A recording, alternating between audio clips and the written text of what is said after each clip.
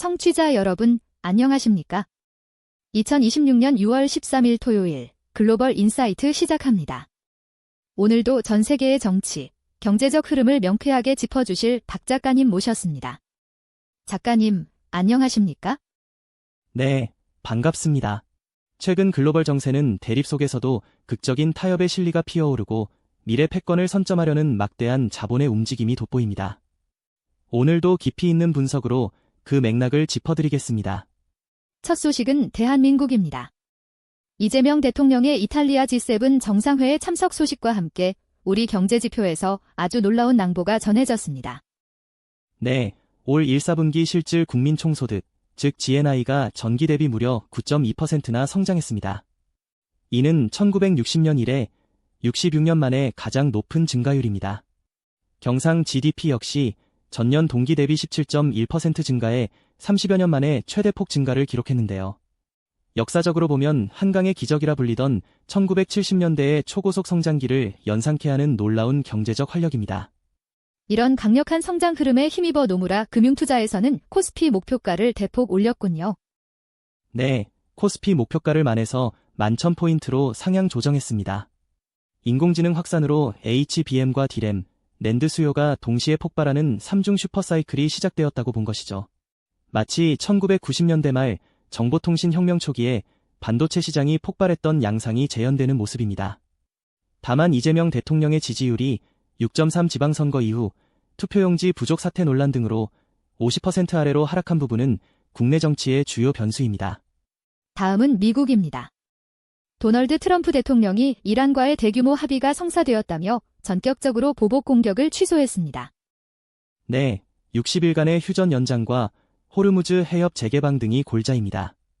이란 측이 아직 최종 합의는 아니라며 밀당을 시도하고 있지만 전형적인 트럼프식 벼랑 끝 협상과 실리 추구가 통한 셈입니다. 마치 1962년 쿠바 미사일 위기 때 극적으로 타협을 이뤄냈던 냉전기 미소 정상들의 외교 전술을 떠올리게 하죠. 뉴욕 증시에서는 우주 항공기업 스페이스X의 역사적인 상장 소식으로 뜨겁습니다. 스페이스X가 상장되자마자 주가가 20% 급등하며 기업 가치가 1조 7,700억 달러에 달했습니다. 이로써 일론 머스크는 세계 최초의 트릴리언웨어, 즉 100조 장자 반열에 올랐는데요. 19세기 석유왕 존 디 록펠러가 최초의 빌리언웨어가 되었던 역사적 사건에 필적하는 랜드마크입니다. 또한 제너럴 모터스와 포드가 전력망 부담을 낮추고 중국 의존을 피하고자 나트륨 이온 배터리 생산으로 급선회한 것도 눈에 띕니다. 미국과 이란의 잠정 합의 초안이 구체적으로 공개되면서 시장의 시선이 집중되고 있습니다. 네, 초안에는 제재 해제와 호르무즈 해협 재개방뿐 아니라 무려 3천억 달러 규모의 이란 경제 재건 계획이 담겨 있습니다. 이 길을 국가 재건의 기회로 바꾸려는 실리 외교인데요. 이는 2차 세계대전 직후 폐허가 된 유럽을 살렸던 미국의 마셜 플랜의 중동판이라 할 수 있습니다. 하지만 이번 분쟁이 세계 경제에 남긴 상처와 경고도 아주 뼈아픕니다. 세계은행은 이번 전쟁의 여파로 세계 경제 성장률이 1.3%까지 가라앉을 수 있다고 경고했습니다. 코로나19 팬데믹 이후 최저치입니다. 독일 분데스방크도 자국 성장률 전망치를 0.5%로 하향 조정했죠. 에너지 동맥인 호르무즈 해협의 위기가 실물 경제에 미치는 영향력을 단적으로 보여줍니다. 그럼에도 이란 내부적으로는 타반파르다 석유화학 그룹이 증시 사상 최대 규모로 성공적으로 상장되는 등 자본 조달에 사활을 걸고 있습니다. 중국 소식입니다. 필리핀과의 외교적 갈등 속에서도 내부적으로는 첨단 기술 생태계 구축에 속도를 내고 있습니다. 중국 외교부는 필리핀 국방장관에 대한 제재를 발표하며 강경 노선을 고수했습니다. 그러나 내실은 기술 자립에 집중하고 있죠. 화웨이가 훅멍7 테스트 버전을 공개하며 중국 스마트폰 운영체제 시장에서 독자 생태계를 완전히 굳혔습니다. 장기 국가 계획인 제15차 5개년 계획의 로드맵도 구체화되고 있네요. 네, 2026년부터 시작되는 제15차 5개년 계획에서는 상업용 우주항공과 6G 기술 선점이 핵심입니다. 지난해 중국의 상업용 우주 발사는 50회로 전체의 54%를 차지했습니다.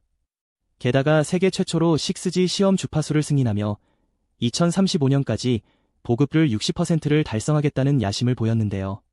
1950년대 소련의 스푸트니크 발사로 촉발되었던 우주 경쟁이 이제는 중국이 주도하는 초연결 디지털 영토 확장 경쟁으로 진화했습니다. 일본 증시가 반도체주 주도로 대폭등했습니다. 키옥시아가 도요타를 제치고 시가총액 1위에 등극했네요. 엄청난 이변입니다. 니케이 평균 주가가 2.81% 급등하며 66,000엔 선을 뚫었습니다.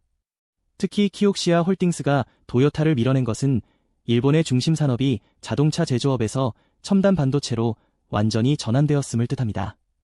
1980년대 전 세계 반도체를 지배했던 일본의 영광을 재현하겠다는 야심이죠.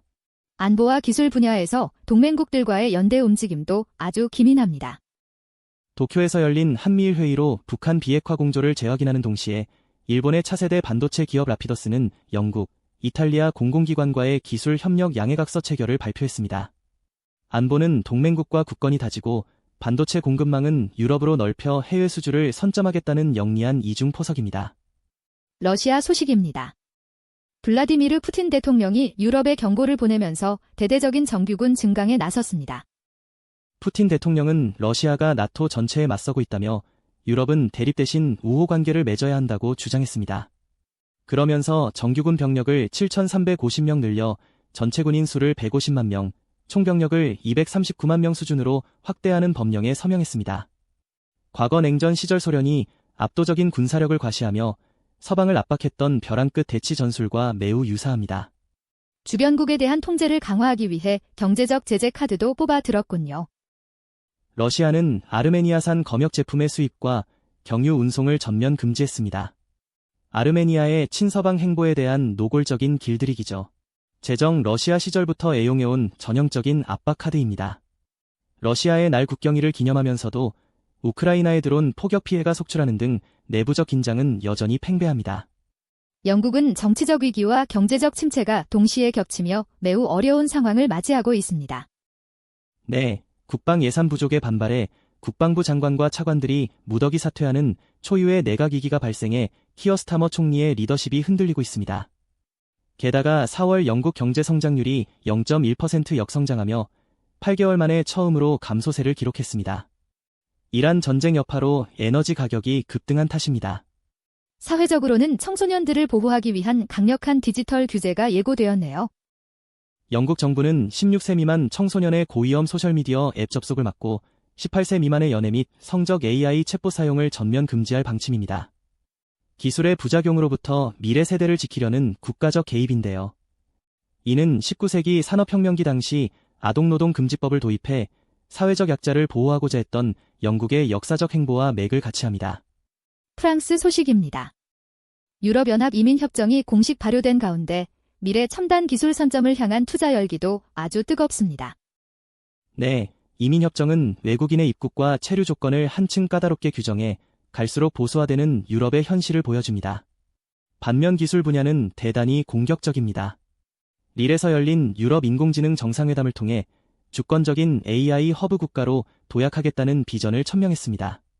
미래 첨단 산업의 핵심인 양자 컴퓨터 개발에도 과감한 투자가 단행되고 있군요. 양자 기술에 5년간 30억 유로를 투자하고 10억 유로를 즉시 추가 투입하여 2032년까지 1024 큐비트 규모의 자체 양자 컴퓨터를 개발하기로 했습니다. 17세기 콜베르 총리가 국가 주도로 과학 아카데미를 세워 프랑스를 기술의 중심으로 만들었던 절대왕정기의 영광을 21세기 디지털 공간에서 복원하려는 야심찬 행보입니다. 오늘 글로벌 인사이트는 한국의 압도적인 경제 성장 성과와 미일 양국의 기술적 혁신, 그리고 유럽의 역동적인 움직임까지 두루 살펴보았습니다. 박 작가님, 오늘 방송을 정리하는 한 줄 평 부탁드립니다. 격변의 시기일수록 기술 혁신과 실리적 타협을 움켜쥔 자가 미래의 패권을 차지한다로 요약하고 싶습니다. 세계 질서가 바뀔 때 주저하지 않는 자만이 최후의 승자가 됩니다. 네, 변화 속에서 기회를 포착하는 해안이 절실한 시점입니다. 청취자 여러분, 오늘 하루도 활기차고 의미 있는 시간으로 가득 채우시길 바랍니다. 글로벌 인사이트는 여기서 인사드립니다. 고맙습니다. 감사합니다.